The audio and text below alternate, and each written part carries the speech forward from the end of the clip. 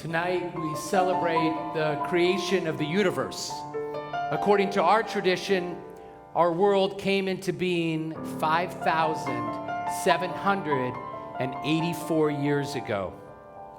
In truth, we don't know exactly when or how it all happened. The latest models from NASA, based on measurements regarding the rate of expansion of the universe, suggest that our world is actually closer to 13.8 billion years old, give or take a billion.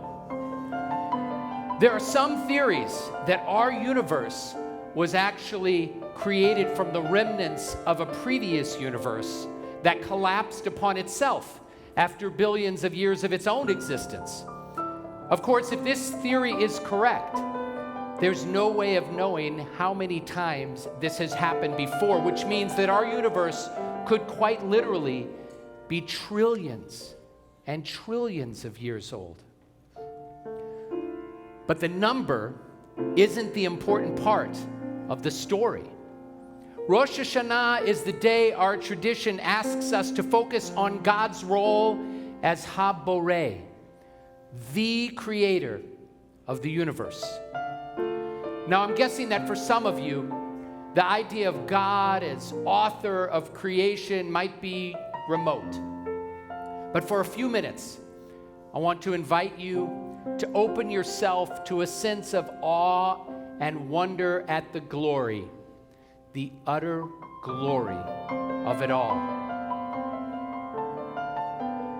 For the wonder of it all, we should be filled with the sense of gratitude. We are here, all of us, all living beings, all that has ever lived and all that will ever come into existence, and however it came to pass, we didn't create this universe. I believe that this world, yes, our humble planet Earth, whose yearly journey around our sun we commemorate this day, but more broadly, the whole Megillah, the estimated 200 billion trillion stars that are in our universe.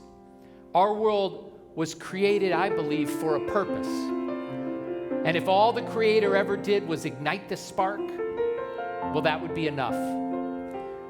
And here's how the ancients who composed our High Holy Day liturgy think about God's role in creation.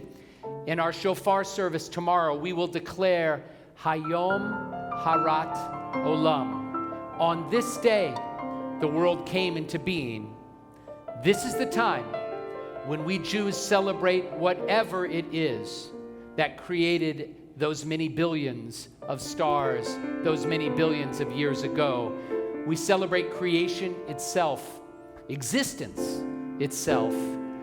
And so in awe and wonder, I look to the heavens and I consider the magnificence of this universe, and I ask, Mi chamocha, Adonai, who is like you, O Eternal, O Creator, who is like you? O God, our God, who is like you, Adonai, from below and from above, you are strength and you are love. Oh,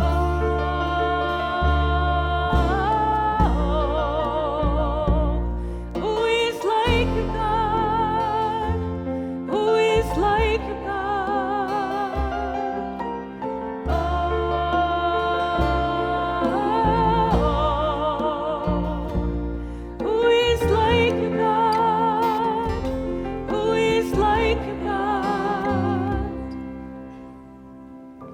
That our universe exists is a miracle. And more granularly, our own human existence is a miracle as well, yours and mine too. Here is part of my personal existence story. My grandmother born Julia Yetta Levinson in 1912 in, of all places, Parkersburg, West Virginia. The only daughter of Herman and Fanny, graduated Vassar College in 1934, no small feat for a woman in those days, a Jewish woman in a time of quotas. All the more so as the daughter of an immigrant father who came to this country in 1893 from Bessarabia with practically nothing.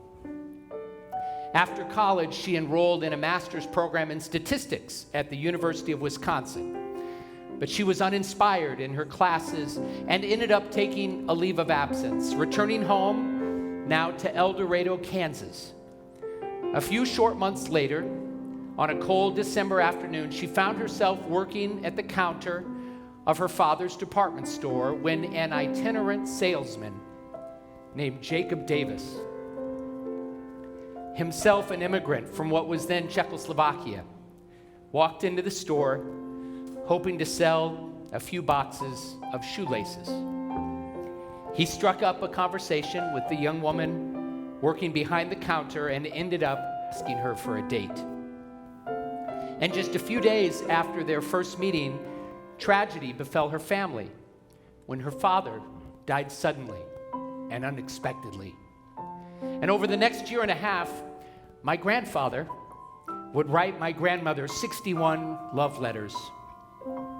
She finally agreed to marry him in June of 1938. So here's the miracle and the point of this whole story. My mother, her means existence, yes, she was named for the grandfather she never met, and therefore my sisters and my brothers and mine, and then of course my daughters as well, was made possible through an extraordinary and improbable chain of events. Had my grandmother Julia enjoyed statistics, she probably never would have met my grandpa Jake, and I wouldn't be here. Had she taken her lunch break that fateful afternoon just a bit earlier, or lingered just a bit longer over her tuna sandwich, I wouldn't be here to tell you this story. There are literally a million variables that could have erased this one necessary step in the process of my ever being born. And so in awe and wonder, I consider the miracle of my own existence, and I ask, Mi chamocha, Adonai, O Eternal, O Creator, who is like you?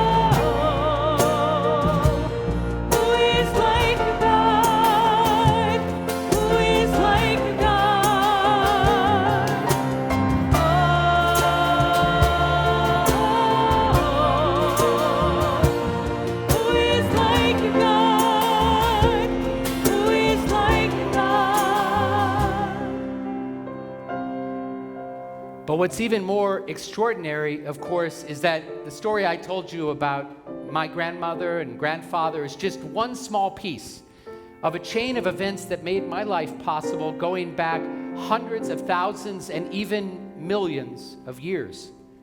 Here's how the journalist and author Bill Bryson puts it in his book, A Short History of Nearly Everything. Consider the fact that for 3.8 billion years, a period of time older than the Earth's mountains and rivers and oceans, every one of your forebears on both sides has been attractive enough to find a mate, healthy enough to reproduce, and sufficiently blessed by fate and circumstances to live long enough to do so. Not one of your pertinent ancestors was squashed, devoured, drowned, starved, stranded, stuck fast, untimely wounded, or otherwise deflected from its life's quest of delivering a tiny charge of genetic material to the right partner at the right moment in order to perpetuate the only possible sequence of hereditary combinations that could result eventually, astoundingly, and all too briefly in you. Each one of us is a miracle. And for us as a Jewish community, how much more resonant is this idea when we reflect upon the extraordinary trials and tribulations we've overcome as a people. It's truly a wonder we're here at all. This summer, Jacqueline and I experienced the great joy of having all three of our children back home for a little bit. And I consider all of the things I've ever created in my lifetime, art projects, humble as they were from my childhood, songs I've composed and recorded, any sermons that I've written, articles I've published, and nothing comes close, not even a little bit, to the miracle of participating in the creation and nurturing of a human life. I know that not everyone here is a parent or wants to be a parent, but certainly every one of us is someone's child. Each of us came into being through an extraordinary, miraculous, improbable chain of events. And God's role in all of this, the rabbis teach us in the Talmud that there are three partners in creation: a man, a woman, and God. The very existence of the universe, the building blocks of literally everything, it's all a wonder. Me and you, every possible experience and emotion, the color of a strawberry, the taste of dark chocolate or Brussels sprouts for that matter, the smell of pine needles and the rain, that it all exists is a miracle. In awe and wonder, we ask, O Eternal, who is like you?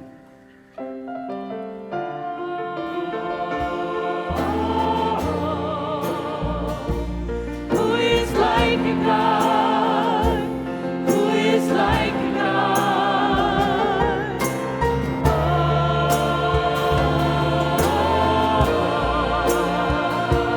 Who is like a God? Who is like a God? Mi chamocha ba'elim Adonai.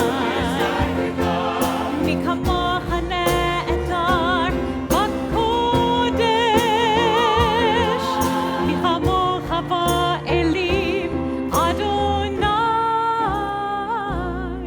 Mi kamocha ne'etar b'kodesh.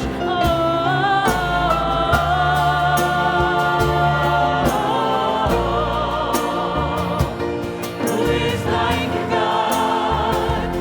Who is like a God?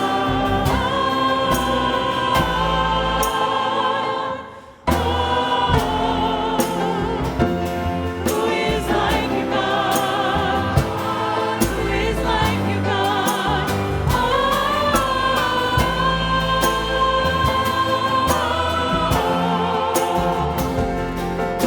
like a God?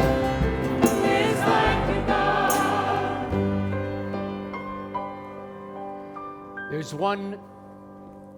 There's one final miracle for which I want to give thanks. Our Torah teaches us that we are created in God's image, B'Tselem Elohim. And some commentators understand this to mean that we are created to be like God in one specific way. We are created to be creators. God made us to be makers, not of worlds as grand as the one God brought into being, to be sure, but creators nonetheless. Each of us has this ability in some small way. A turn of a phrase, a melody, a dance move, the stroke of a brush that expresses our gratitude just so. a new way to structure a loan or market a product, argue a case, bake a challah, or teach a lesson. There is in each of us a small spark of creation. In some, it flows like a fire hose. Irving Berlin composed an estimated 1,500 songs in his lifetime, scored 19 Broadway shows, 18 Hollywood movies, and was nominated for 8 Academy Awards. Too bad for the son of an itinerant cantor born into poverty in Siberia. Chana Senesh wasn't granted length of days. She was cut down before her time, executed in 1944 at the tender age of 23, after having parachuted into what was then Yugoslavia, trying to rescue Jews during the Holocaust. But after her death, a book of her poems was discovered that includes verses that have become well known and deeply loved throughout the Jewish world. Eli, Eli, Yesh Kochavim, and Ashrei HaGafrur, which poignantly reminds us that a match, a gafrur, that burns up so quickly can have lasting impact when it kindles other lights that burn on and on. We were created by God to be creators. We were made to be makers. And as we enter the 5th month of the writer's strike and the 3rd month since the Actors Guild joined them, we recognize just how profoundly their work touches our lives and just how mysterious the creative process is. It's related for me to the mystery and majesty of creation itself. Every spark, every new idea, new melody, technological innovation, including somewhat ironically artificial intelligence, it all ultimately comes from the source of existence itself, from God. Creator of the universe, who is like you? And the answer is somewhat paradoxical because no one is like God. And at the same time, since we're all part of the universe God created, and since we in some small part are capable of creating our own little universes, then each of us is like God. So as we welcome this new year of 5784, let us express our immense gratitude for the vast, miraculous universe God created, for our own lives, and for life itself. And let us strive with all of our might to realize our potential as beings created in God's image and likeness, or more playfully, created to be creative like God. On this Rosh Hashanah, Hayom Harat Olam, the birthday of the world, with our hearts open in gratitude for the gifts of creation, we cry out, Mi chamocha, who is like you, God? Who is like you?